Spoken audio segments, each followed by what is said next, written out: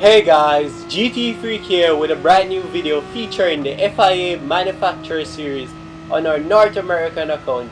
Before I forget, if you don't want to miss a single upload and find these videos very entertaining, consider subscribing and leaving a like. Our goal is to reach 50 subscribers by the end of May, and I hope you stick around. It would be highly appreciated. Now, enough of that promo, let's get down to business. So, what has happened so far? We signed on to Renault the first time in a long while. I would say I don't remember last time I signed, but I remembered I did. We're using the Megane V6 edition along with the GR3 RS.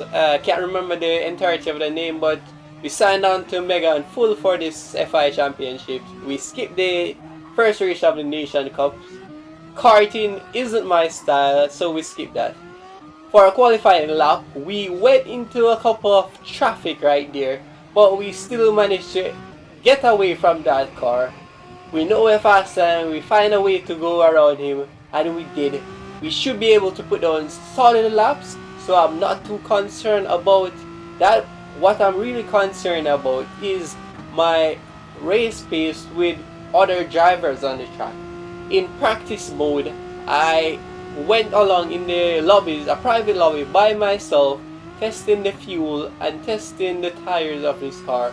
This car, from my observation, as we come down to the last lap before our time is fully up, we managed to do a 208.64, the fastest of the race. Toxic behind us, which is about to change in a moment, with Paceman ID in his Megane RS managing to qualify further. So, this car cannot last 14 laps on fuel, which is something that I took to advantage, and that is one of the strategies I used to secure my win. Some of these drivers don't really practice or see their fuel consumption on their car. They just watch some of the YouTube guys, which are very nice, and they assume that their car fuel would match with theirs as well, which is not the case. The Megane can only do 13.5 laps total, which messes a lot of drivers up. Actually, it messes up Paceman in this race, but enough of spoilers of Paceman now. Let's talk about the strategy. Our intended strategy was to go 7 straight laps before pitting onto mediums, going the rest of the event and onto the final lap, or before the final lap, going into the pits, getting out on the hards, and only just doing the last single lap on the hard tires. No fuel required because we know how to save our fuel, and that is supposed to give us enough pace. And the strategy is supposed to cut down a couple of seconds out of others in order to win this event. I'm thinking the competition will be fierce, so we're going in hot down the first straight, arriving at corner 1 pretty soon, and that is basically the start of the race. We have Paceman behind us along with Toxic. A position switch there. Looks like the person who was in 4th managed to mess up his first corner going off the track. He either punted or he didn't brake in time. So we're gonna speed up the replay, cause Paceman ID, we didn't make any mistakes. We managed to completely just keep our position, fuel saving just a tiny bit, shifting early at some points in order to fuel save, which is kind of slowing our pace down. But with some of the mistakes of Paceman behind us, it didn't really even matter how much fuel we were saving, because we still managed to keep our position. Looking behind us a couple of times to see where they're at, we see Paceman is his Renault, no skin, as both of us are not using any skin. Toxic behind in his McLaren that he signed as well. two Renaults at front, which really shows something. It shows about the skills of the driver and how you can push the car in order to get the time. Finish off lap 1 now. Moving on to lap 2, we can see they don't have really any pace to catch up with us. So we're just cruising now, saving tires, hoping to get that good results and having such a great time having the leading position. It's a lap of this event because we're not that quick to have it. Our pace wasn't that great. On to lap 4, still in front, but Paceman managing to catch up. This is where we were saving a lot of fuel, too much fuel in fact, an extra lap worth of fuel that I wasn't expecting. In my practice session, I saved just the 1 lap needed to cross the finish line by shifting right there for those exact amount of laps I was shifting for. But it seems the race, I was using a different settings compared to what was actually happening into this live event.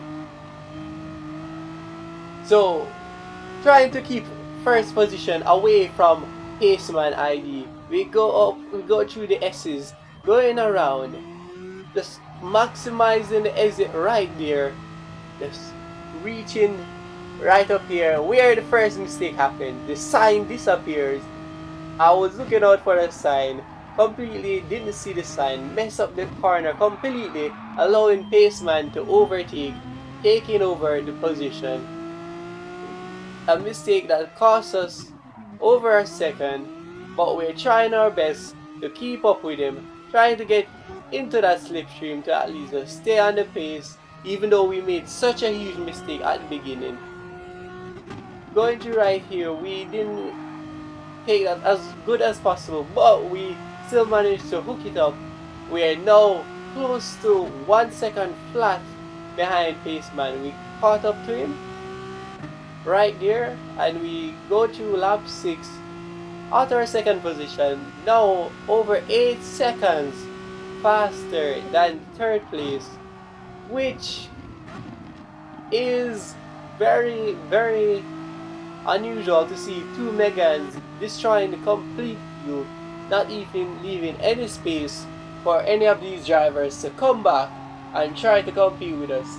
We're just going away with our pace, not allowing them to catch back at all, going through the S's as fast as possible, taking a wide exit, messing up our lap again, making a lot of mistakes, costing us over. Now we're going to over 2 seconds that mistake caused us. We made another mistake going out wide, just making mistakes one after the other. Now we're over 3 seconds, 3.5 seconds behind Paceman. Going on to lap 7, we're attempting to go on to lap 7. We know we won't be catching back for now, so we're just being patient and waiting on the car to go after. We're going to pit at the end of lap 6 now instead of lap 7 due to a mess I caused to my front tires, thinking they can't last anymore. Going into the pits, going quickly on those medium tires, no fuel necessary. Blasting out there in third position behind Diggy, who's in front of us in, not sure what car that is, but that's on lap 12 now. I skipped a lot through the race because there wasn't really anything. Paceman made a mistake. We managed to gain back time on him from all the mistakes we made after leaving the pit at lap 7. We're behind Paceman, trying to keep up with him now. We only have 3 laps total left, actually 2.5 laps, but we managed to keep up with him on his tail, accelerating right as he does, meaning we don't lose any time, staying right behind him, so close in fact that we are gonna suffer because of this later on. Braking right before we reach the spot right in there. We're accelerating out. We took a very late exit, which cost us compared to Paceman who was taking early exits. We're coming at the back of Paceman. We're just going into the back, completely forgetting about this corner, going out wide, losing a lot of time on the curve.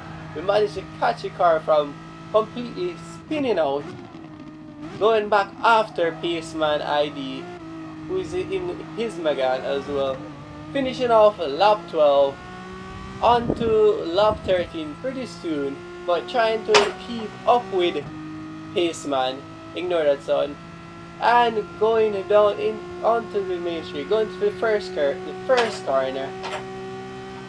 Why is that? Never mind. We're going through the S's, trying to minimize our time from the time that we lost, and we do exactly that, being 300 of north. I don't remember how it's said, but we're very close to Paceman. He managed to get a better run through the S's and actually go away a little bit, but it's gonna cost him in the end for not saving fuel, allowing us to possibly take the win.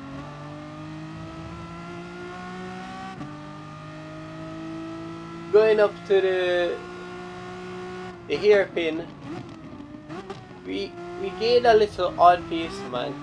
He goes out into the grass, which allows us to gain much more, gain a couple of tenths on him.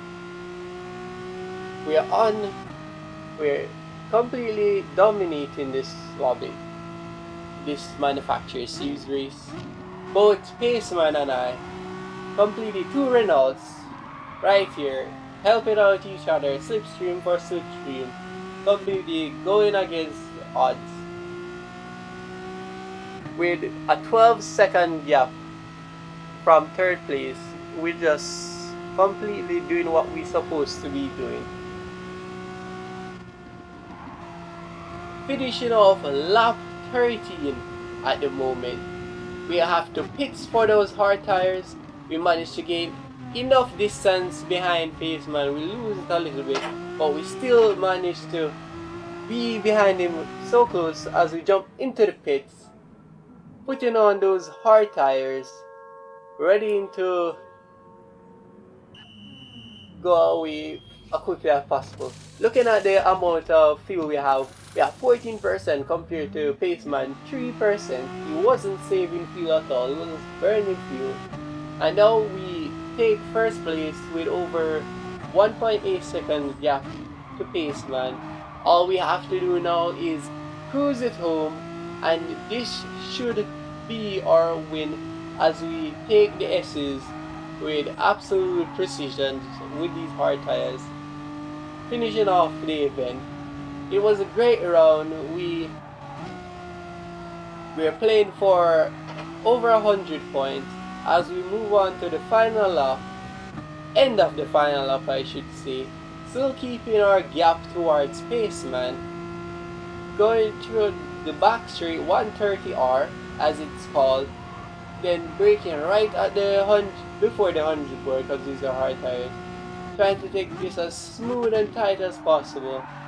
We managed to take it decently, didn't lose any time to Paceman, going over the finish now.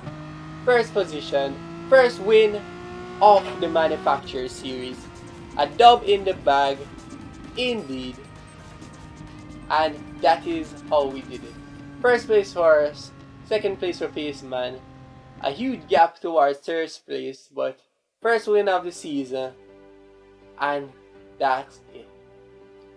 We played for over 100 points and we got it. If you like this video, consider, as I said before, subscribing, leaving a like and commenting. It's been GTFREAK. Peace.